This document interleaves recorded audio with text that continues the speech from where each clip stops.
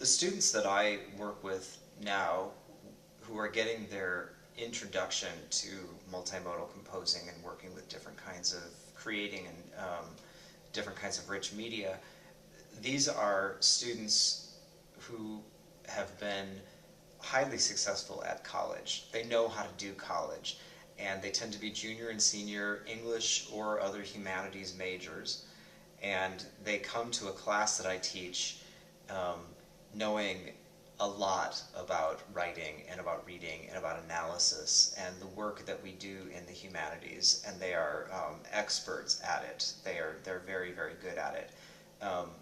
But that work has been done primarily in alphabetic print, and the technologies in the writing spaces they're working in have primarily been word processing, even some writing by hand and transposing into word processing.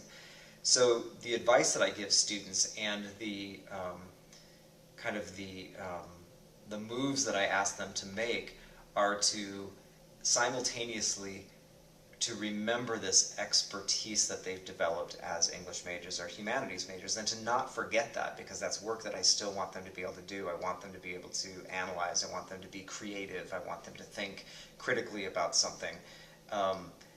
But at the same time, I need them to unclench their fists a little bit. And most of them are really willing to do it, because one of the reasons they come to the class is not because they're tired of the English major or they're tired of the courses they're having. In fact, it's just the opposite. They come to the class saying, we've had these amazing experiences being English majors here at Ohio State, but we're just looking for something a little different. We want to try something that we haven't been asked to do before. So it's not a dismissal or a resentment or anything. It's just looking for a new opportunity. And so asking them to hold on to all of this expertise, but to be willing to play and to take some risks and to possibly let go of the one mode that they've been asked to do the English major in. Working those two things together is really important for them, I think. I also do not design a course where we get to sit around and talk about that idea for 3 or 4 weeks. In fact, this last time I taught, they came to class, and on the first night I went through the attendance, and I said, you know what, we're going to go through the syllabus next week, let's make something. And I taught them how to make a flash movie on the very first night.